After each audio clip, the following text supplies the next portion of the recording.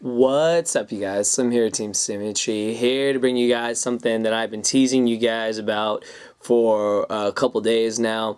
I finally finished my Malefic deck, and it's taken quite a while because, like I mentioned in other videos, I've been testing a lot of different cards in it, and I just have not been very happy with the results. I think that Classic Malefic is great, like, don't get me wrong, but it's not enough. It's not enough force to win the game. And I know people may say that's crazy, but what a deck needs is it needs synergy. It needs cards that work together for all the same purpose. The purpose of Malefic is to overwhelm your opponent with big monsters and just beat them with that.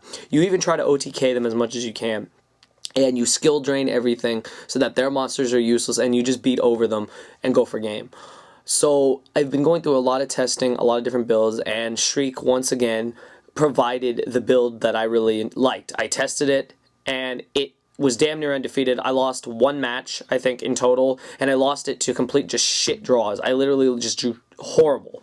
And that's the only thing I see wrong with the deck, is that if it draws horrible, you lose, but that's any deck in Yu-Gi-Oh! So, anyways, I'm going to get into this. This is a totally different version of Malefic than I've ever ran before. A lot of the cards are going to surprise people. There are some people that do know about this build. That makes me happy. At least it's not new to everyone, but it's a great version, and I'll fully explain everything. So, I hope you guys enjoy the profile. And hopefully the explanations will make sense when I get to them. So I hope you guys enjoy that. So we're going to get into the profile right now. Alright, you guys, here we go with the deck profile. Slim's Malefics. Let's start with the basics. We run 3 of the best card in the deck. Malefic Cyber Dragon. 4,000 beater. Easy to summon, broken in general. This card single-handedly can win a game. You hit your opponent with this once, I don't see how you're losing. This card is just way too good. The only cards that can really counter this, of course, are Bottomless and Prison and stuff. But if your opponent doesn't have it, or you have the Dark Bribes or whatever, you're in a winning position. This card is very hard to answer. The only other answer they have is Super Poly or just like other forms of removal. But if they don't have it, you're winning if you hit them with this. I don't see how your opponent's winning. And if they Solemn Warning this and you just drop another one, they might as well just give you the game because it's over. So this card is just amazing. This is the only Malefic we run. This card is all you need. I don't like Stardust. I don't run any other ones. Just run the one that works, and this is the best one in my opinion. Next, we're going to get on to the shenanigans. 3 Machina Gear Fortress. So people know about this. We're going to run the full Machina engine, which is also 3 Machina Gear Frame. So we're running 3 Gear Frame, 3 Fortress. Reason being is that these cards work fantastic with Malefics. Aside from Gear Frame, which gets hit by skill drain, Fortress' effect to special summon from grave and effect to destroy stuff is completely valuable in most of your matchups. When they destroy Fortress or you destroy Fortress yourself, you get to pop one of their cards. That card's amazing. All these cards work in perfect synergy. If you were to dead draw this, you could just discard it to summon the Fortress. This card's great. So these cards were definitely the new additions to the deck. We're not running Thunder King. We're not running Beast King Barbaros. We're not running Command It. We're running cards that work. Cards that thin out the deck and just lead up to your eventual victory. This card is just amazing along with the Cyber End. Of course, we got 2 Ancient Gear Gadgetron Dragons. This card is, I think, wins the game by itself. If you get this card out and your opponent doesn't have Bottomless, you win. Because your opponent cannot Solemn Warning the Gear Town activation or any of that. This card is just, I mean, beyond amazing. What's so great about this is now that everyone's running 3 Deep Prisons, or at least 2, they're also running 2 Mirror Force. If you dodge the Torrential Tribute and you bring this out, you win. Because there's barely any monsters they can use to get over this. There's very few situations where they can get over this. And if you have the Necro Valley, you're pretty much in control once the Gear Town leaves. So this combo is amazing. I love opening with this card. I love opening Gear Town, or Gear Town, Necro Valley, and going into this and then protecting it. Because this card will single-handedly win you games. I won so many games today just by attacking with this, attacking with this, attacking with this, compulsing their monster back, attacking for game. Cards just wins the game by itself. And the last 2 monsters are 2 Card D. Now, I know a lot of people don't like Card D. People might wonder, why are you running Card D? I'm running Card D for 2 reasons. First reason is that it's draw power. the thing with Malefic is that it was really slow. Even when people tried the trade-in and Upstart Goblin build, it wasn't that great. What I like about card D is it gets around skill drain because it activates in the grave, just like Rescue Rabbit activates in the banish pile. This card dodges skill drain and helps you draw 2 cards. Basically, you set your back row protection and you summon this and you draw to your outs. What I also like about this card that people forget, this is a machine. This is a level 2 machine. Now, what's so great about this is if you draw this and you don't want it, you hold it, and then you use Fortress and this and bring out Fortress. That's why I like this card. Every monster in this is machines, hence why the name is going to change. I'm going to call it Malefic Machina Mayhem because this whole deck is all machines. All 13 monsters are all machines, and they all serve one purpose. Get out the big beaters, beat your opponent down, lock them down, win the game. These cards just add to the speed and add to the versatility of summoning Fortress. That's the only reason why they're in here. I know a lot of people don't like card D. If you don't want to run card D, you can always run Cyber Dragons. I think Cyber Dragons is a really good card in general, so these are just, I guess, somewhat tech cards, but the OCG runs these, so I like 2 of them. That's it for the monsters. The 13 monsters, like I said, all machines. On to the spells. 3 terraforming, self-explanatory, get to your fields. You run 5 fields. You got to run 3 Gear Town, one of the best fields. This field is great. You know, you activate it, you set over it, Gear Town triggers, you summon the Gadgetron Dragon. It's broken. So this card is just really good. Also, people don't know the exact wording of Gear Town, but one of the lines says that both players contribute summon ancient gear monster with 1 less tribute than required. So say you summon, I don't know, say you summon Gear Frame or something, and you eventually draw to the Gadgetron, but you have no way of getting Gadgetron on the field by destroying Gear Town. What you can do is you can tribute the Gear Frame because now you only need to tribute 1 monster. So this card does a lot of work. People always forget about that second effect. You can tribute 1 monster to summon the Gadgetron when this is out. So really good card in general. And then of course 2 Necro Valley. I played a lot of heroes today. A lot of people at SF State run heroes. This card wins. You can't Miracle Fusion, you can't Hero Blast. All you can do is Gem Spark, and I'm going to protect it with my back rows, so honestly, this card just single-handedly wins games. I'm not running Royal Tribute. I'm not running Royal Tribute to the fact that Dark World are very high in play these days. I actually 6-0'd Dark World this morning. I was playing one of my friends at school, and I 6-0'd him. He didn't win a single game because he has his field. Okay, cool. You think you have the game, but I can still summon my Cyberend, so I still win. And Garafa, as many times as you resummon it, you're not going to be able to get around a 4,000 beater. So that card was great. Also, this Necro Valley locked down his Gateway to the Dark World, so this was just a really good card in general. And when they make you discard the Fortress. You discard the Gadgetron Dragon. You can always bring them back because Gadgetron could be summoned from hand, deck, or graveyard. So amazing card in general. We're running 2 Forbidden Lance. We're running 2 Lance because I've always believed that if you summon Gadgetron and you have Lance to protect it from Bottomless, you're winning because this card saves your monster. It just saves your monster, and it makes you not afraid of anything. You shouldn't be afraid with such big monsters, but cards like Deep Prison and Bottomless can screw you up. So if you Lance any of those monsters, I feel that you win the game. I only had room for 2. If I could, I would up it to 3, but I wouldn't want to dead draw it, so I feel 2 is perfect, and it works great with Gadgetron, and it works amazing with Cyberend, because Cyberend will only go down to 32. Very few monsters can get around that card, so this card is just amazing, and 2 is definitely a must. 2 Potted Duality, since it's at 2, we gotta up our consistency. Since Duality went to 2, you have to run it, and we're not running trade-ins or upstarts, so we run 2 Duality, and the other draw power comes from the card Ds, and the thinning out of the deck comes from Gear Frame and Terraforming and all that stuff, so card's just really good in general. And 2 MSTs, only 2 because I did not want the deck to get super big, and I feel that 2 was just enough. We are running 2 Lance, which is like running 4 MSTs in total, so I feel 2 was just enough. People are starting to drop to 2 MSTs depending on the deck. 2 works just fine. You're not afraid of back row with Gadgetron Dragon, especially if they did not trigger Bottomless or Torrential, so this card is just great. 1 Heavy Storm, yes, we do run Heavy Storm in the deck. We're not afraid of the opponent's back row ever, because we have bribes, we have outs for days in Gadgetron. This card is just an insurance policy to make sure that our plays go off. And then the tech card that Calvin the Kid and everyone told me to run, Limiter Removal.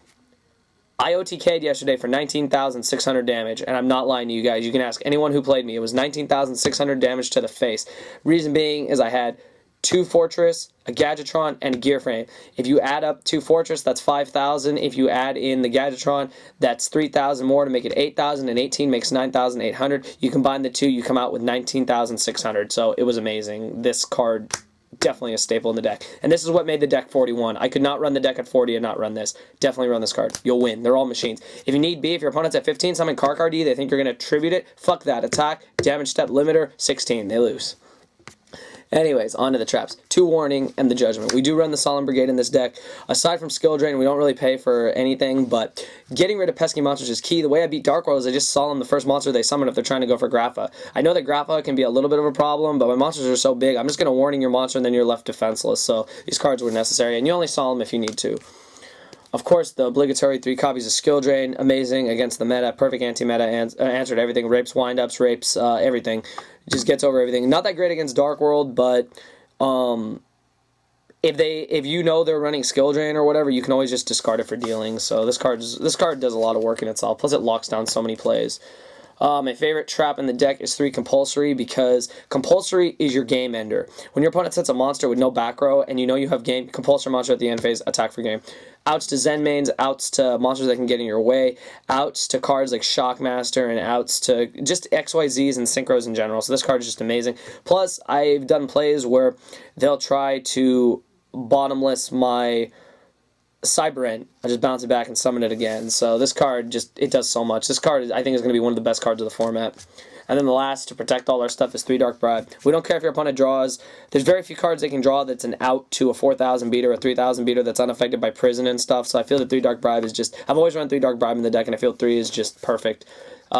Especially with all the heavy, with the big 3, the Monster Reborn, which is useless against Necro Valley, but the Dark Hole and the Heavy can be a problem, so these cards just put in work. And that's pretty much it for the deck, you guys. It's 41 cards. It works really well. The synergy is amazing. I don't really need to explain any of the spells and traps. You guys already know how it works. You usually want to open like this. You want to open with Gear Town and a Terraforming so that you can, get off to your Gadgetron plays, Terraform for the Necro Valley, or, you can just do so many plays with it. I really like the cards.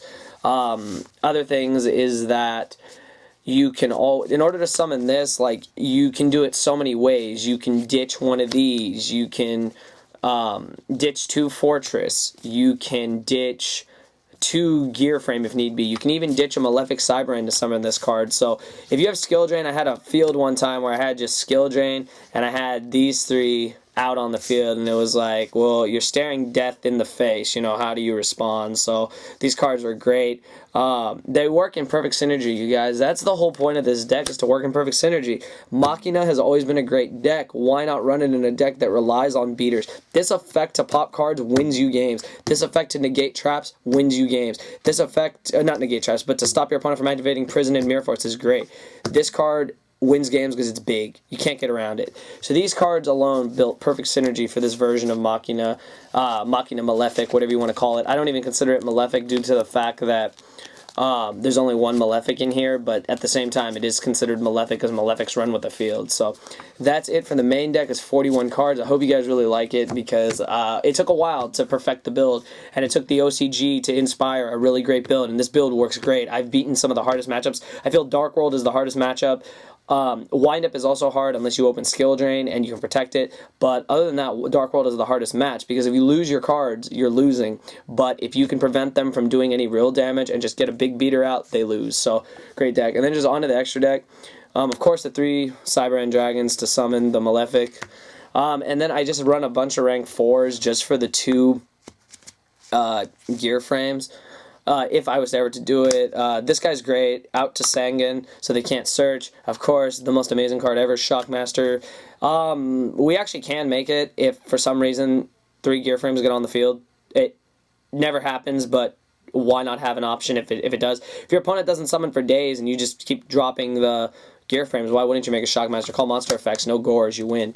Utopia and Utopia Ray just because, Maystroke just because, Pearl because it's big, and like I said, I can never run a deck without Pappy. So that's it, you guys.